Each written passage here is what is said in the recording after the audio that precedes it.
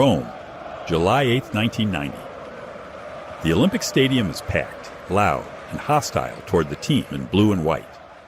Argentina arrives at this final already stripped down, key players suspended, their best striker carrying an injury, manager Carlos Bilardo forced to build a team out of whoever's still standing.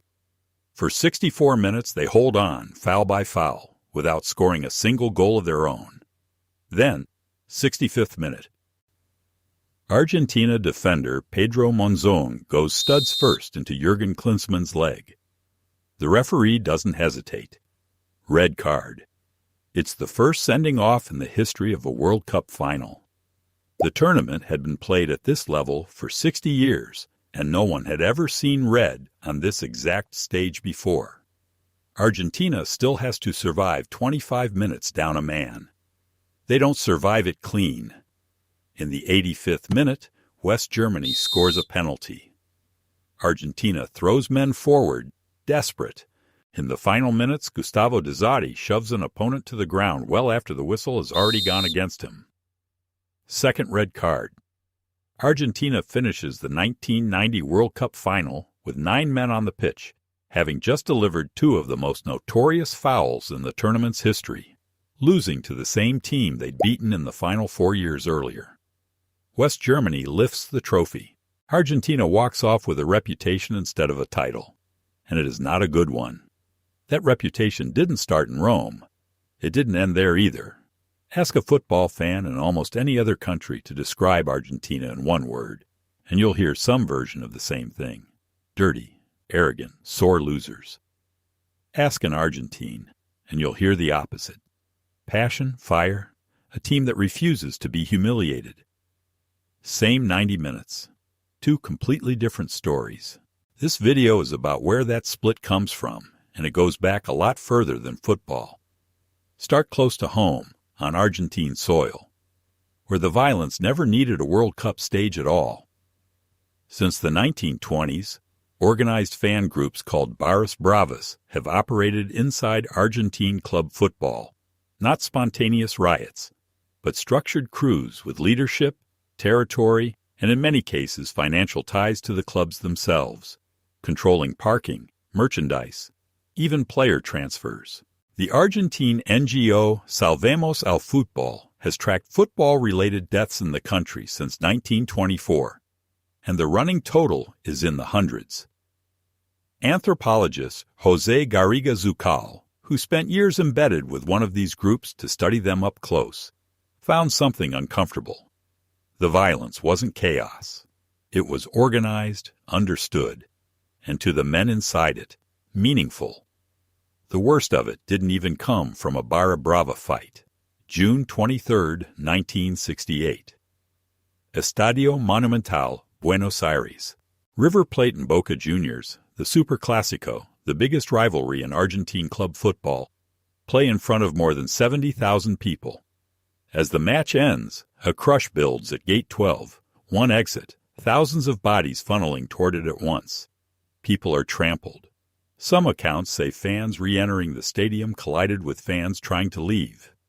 When it's over, somewhere around 70 people are dead, most of them young. One gate, one crowd. Decades of grief that still gets a moment of silence before matches at that stadium. That's domestic. That's before a single ball gets kicked against a foreign opponent.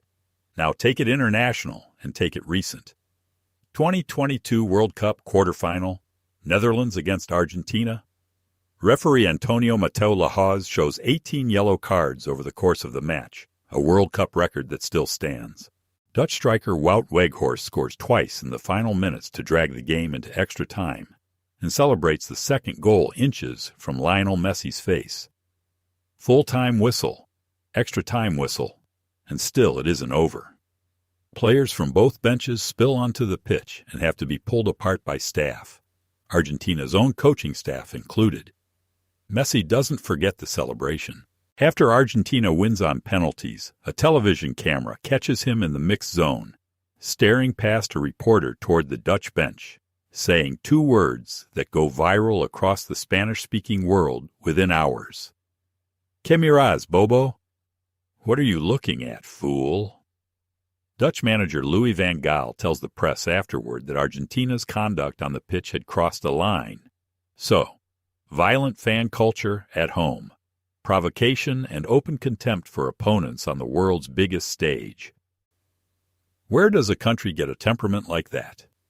Here's what most retellings never go looking for. Go back further than football exists as a sport at all. Back to the 1840s, decades before Argentina had a national team, when the country was still deciding what kind of nation it wanted to be. Domingo Faustino Sarmiento, a writer who would later become president, publishes a book called Facundo, Civilización y Barbarie, Civilization and Barbarism.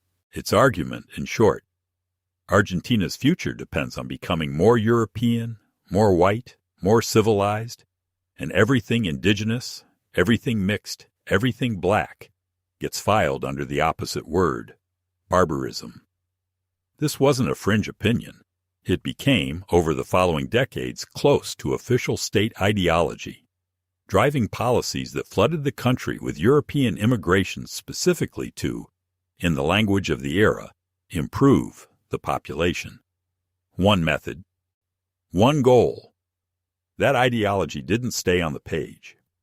In the 1870s and 80s, General Julio Roca leads a military campaign into Patagonia that Argentina's government calls, at the time, the Conquest of the Desert.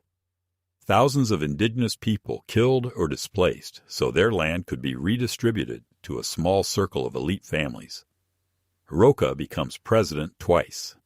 His face sits on Argentina's currency for generations afterward.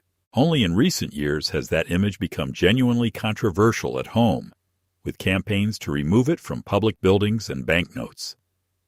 Civilization needed a barbarism to define itself against, and for decades, Argentina built its national story on exactly that line. And there's a darker footnote historians still argue over.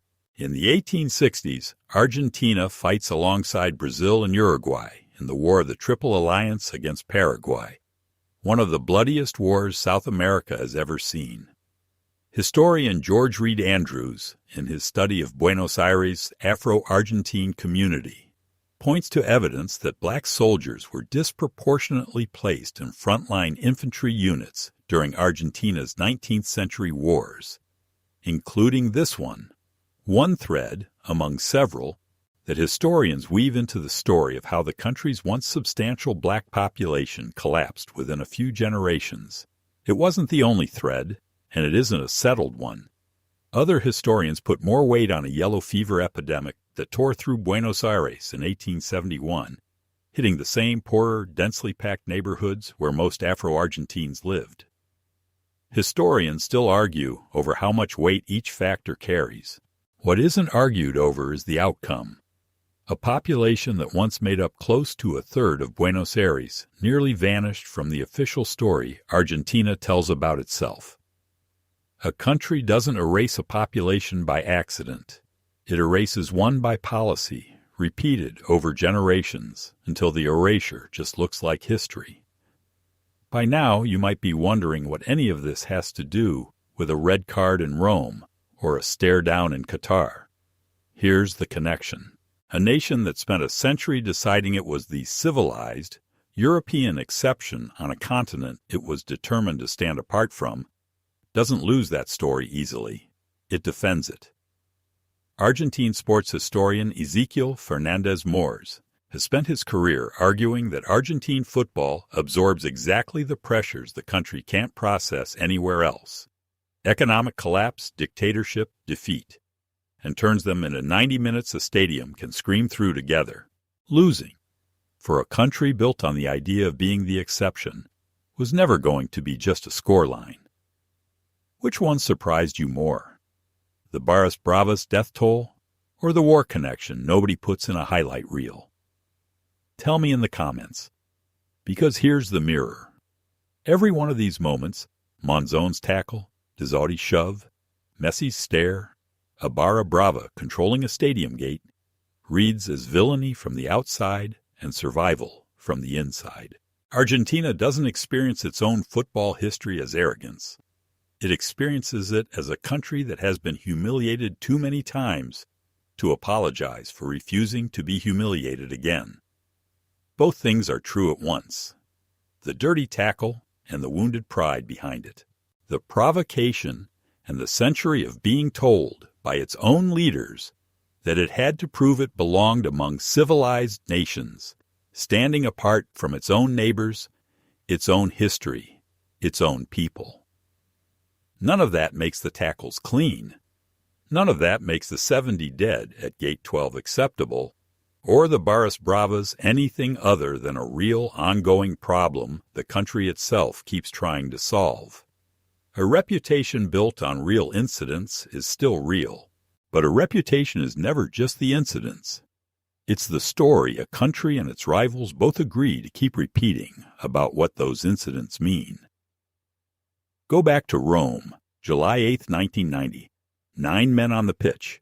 Bilardo refusing to take a single defensive substitution off the field, even as his team collapses to 10 men, then 9. A country watching a final slip away and still, somehow, not backing down till the whistle physically ends it. That wasn't a team falling apart.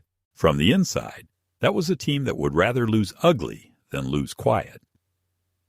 Argentina didn't earn its reputation in one match in Rome. It's been building it and defending it for 150 years on every field it's ever been handed. This is what this channel does. It takes something as small as a red card, a chant, a single stare down, and shows you the history and the psychology buried underneath it. If that's the kind of story you want more of, follow the channel so you don't miss the next one. And if this one held your attention, leave a like. It genuinely helps this reach more people.